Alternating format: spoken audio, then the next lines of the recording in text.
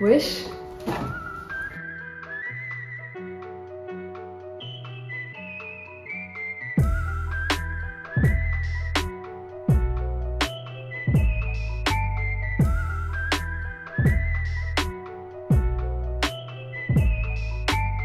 J'espère que vous allez bien. Aujourd'hui, je vous retrouve pour un petit book haul.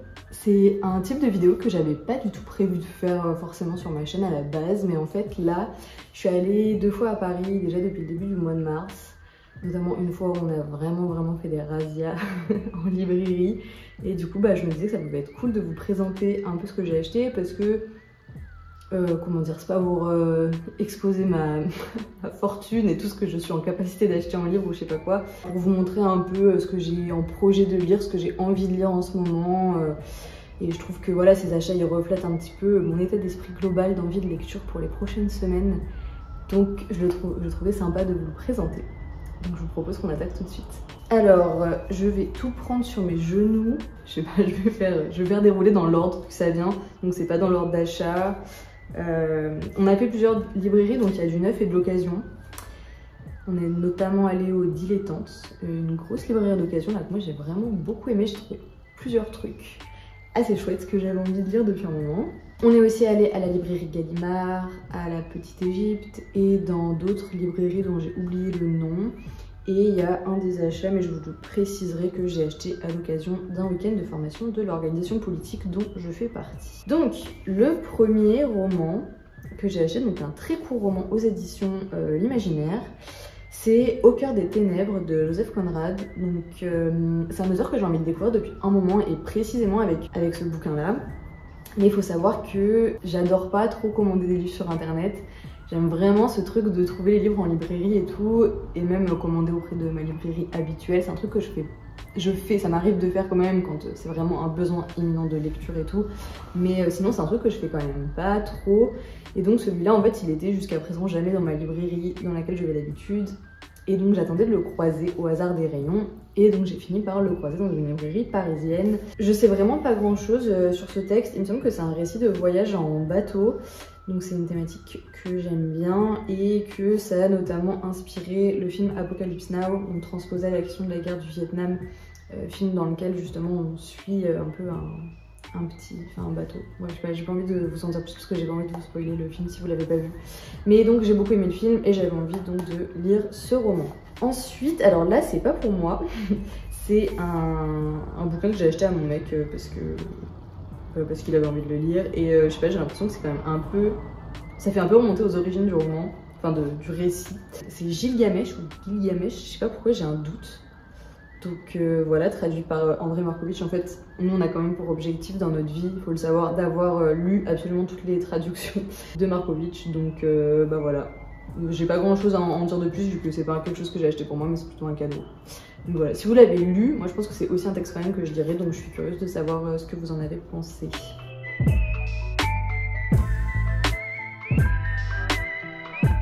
Ensuite, La Bâtarde de Violette Leduc, préfacée par Simone de Beauvoir. Tu vois, ça j'avais même pas vu.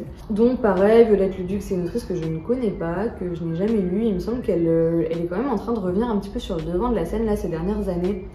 Un peu comme tout un tas d'autrices oubliées qui sont rééditées, qui sont remises un peu en avant sur les tables de librairie et tout. Mais donc moi ce texte-là, je crois que c'est celui qui me faisait le plus envie. Donc voilà, vu que pareil, je suis tombée dessus par hasard.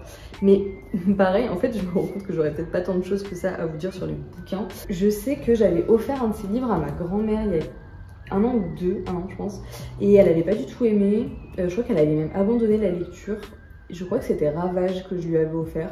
Et donc ça m'avait un peu refroidi, donc enfin je sais pas, j'avais plus trop envie de la découvrir et finalement là c'est revenu. C'est une autrice vers laquelle je me serais pas tournée si je l'avais pas trouvée d'occasion comme ça. J'ai eu un petit peu l'impression que c'était un signe entre guillemets, mais sinon je serais pas allée de sitôt je pense vers ce texte, mais du coup maintenant j'ai envie de le lire bientôt.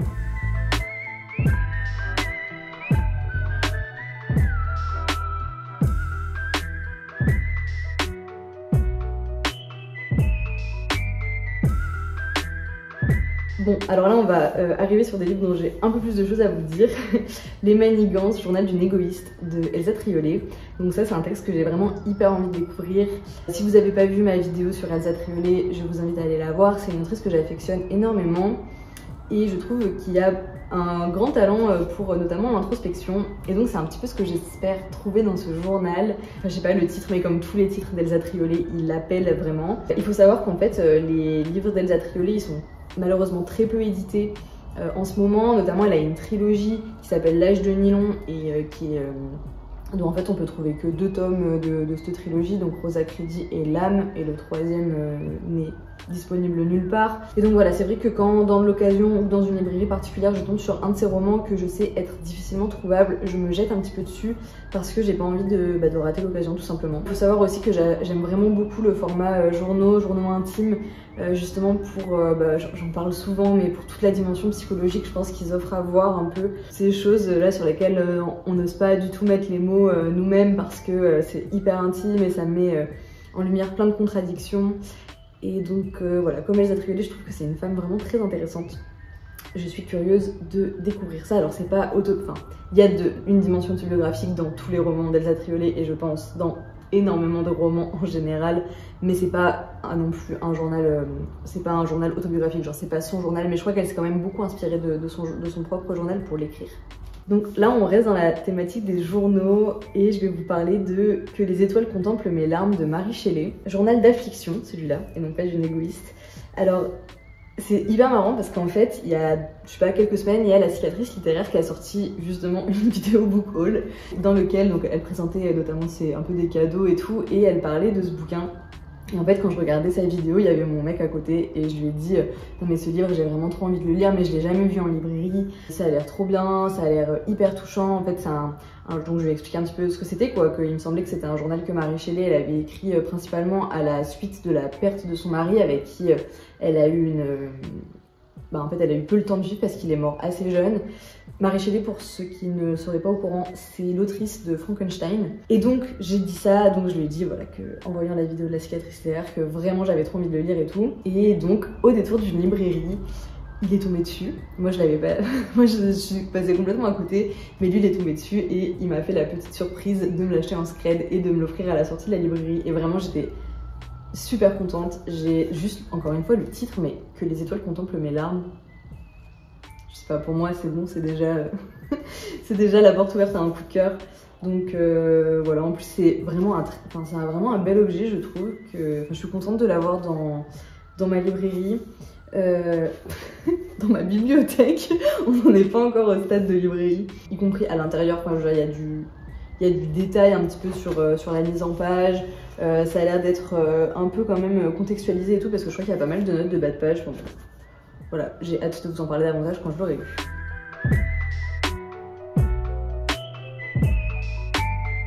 Ensuite, ça va faire écho à ma dernière vidéo, puisque j'ai trouvé d'occasion Le Hussard sur le toit de Jean Giono. Donc Jean Giono, si vous n'avez pas vu ma dernière vidéo, je vous invite à aller la voir. J'ai lu Un roi sans divertissement très récemment, que j'ai adoré, ça a été un vrai coup de cœur, et donc je me suis dit que je voulais vraiment continuer et que Le Hussard sur le toit serait mon prochain. Et donc pareil, quand je l'ai croisé d'occasion, je n'ai pas pu résister et je me suis jetée dessus. Je ne sais pas grand chose de ce titre, mais je sais que j'ai vraiment très envie de continuer à me plonger dans l'univers de Giono, dans son univers donc qui est un peu onirique, beaucoup moins psychologique que le reste de ce que je lis quand même en ce moment. Je sais que c'est un auteur qui est assez clivant, donc beaucoup ont détesté Un roi sans divertissement, tout en réussissant quand même à apprécier Le Hussard sur le toit. Donc j'ai l'impression que c'est peut-être un peu plus pas conventionnel, un peu plus consensuel, voilà. J'espère que je vais autant aimer. J'avoue que là je place énormément d'espoir dans toute la bibliographie de Giono.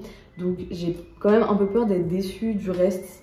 Je sais pas si ça vous fait ça vous aussi, mais moi quand je flash sur un auteur à la première lecture, je redoute toujours un petit peu la suite. Bon, des fois ça fait un peu un ascenseur émotionnel. J'espère retrouver cette description des paysages assez atypiques. Voilà, je sais pas trop comment dire de plus, mais j'ai trop hâte de le lire.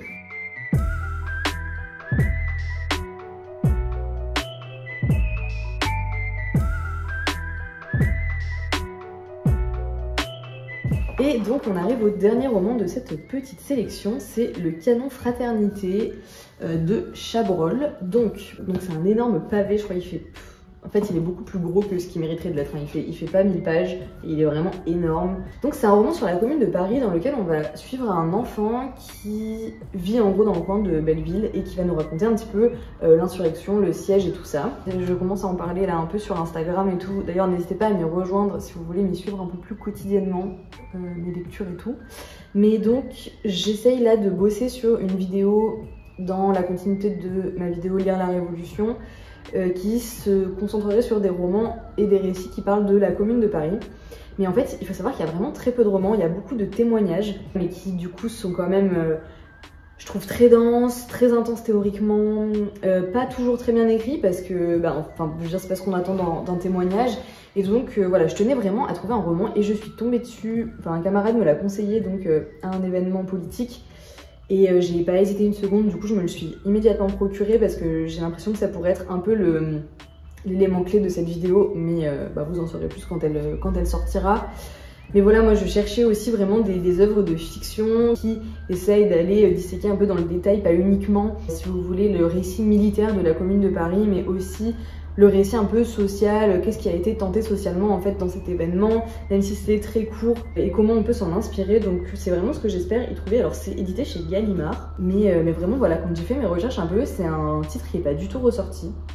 Donc je suis un peu étonnée. Donc j'espère qu'il est pas trop ressorti, j'espère qu'il n'est pas trop ressorti parce qu'il est nul, parce que j'ai un peu la flemme de me taper 700 pages si c'est pas du tout intéressant. Voilà, je pense que je vais le lire rapidement et que vous en saurez plus dans ma vidéo sur la commune. Et bah écoutez, c'est tout pour cette vidéo. Je pense qu'elle aurait été quand même plus courte forcément parce que comme c'est des romans que j'ai pas encore lus, j'ai moins de choses à vous en dire que d'habitude. Si vous en avez lu certains, je serais très curieuse de savoir ce que vous en avez pensé. Je serais curieuse aussi de savoir ce que vous prévoyez de lire dans les prochains mois, prochaines semaines, là, quelle est un petit peu votre pile à lire de ces temps. Je vous invite à me retrouver sur Instagram et sur Sens Critique, encore une fois, lieux sur lesquels je partage vraiment au quotidien mes lectures, mes avis sur les lectures, mes lectures en cours, mes envies de lecture, tout ça. Ça peut être un peu complémentaire de ce que je raconte sur YouTube parfois, parce que je pense qu'il y a des livres que je ne mentionnerai pas forcément ici, parce qu'ils sont assez anecdotiques et sur lesquels je m'attarde un peu plus, voilà, quand je parle du livre que je suis en train de lire, des trucs comme ça. Je vous invite à commenter, à vous abonner, à lâcher un petit like et éventuellement à partager si vous avez apprécié cette vidéo. Ça m'aide beaucoup à gagner en visibilité. Et je vous dis à dans 2 semaines et d'ici là, je vous souhaite de très bonnes lectures.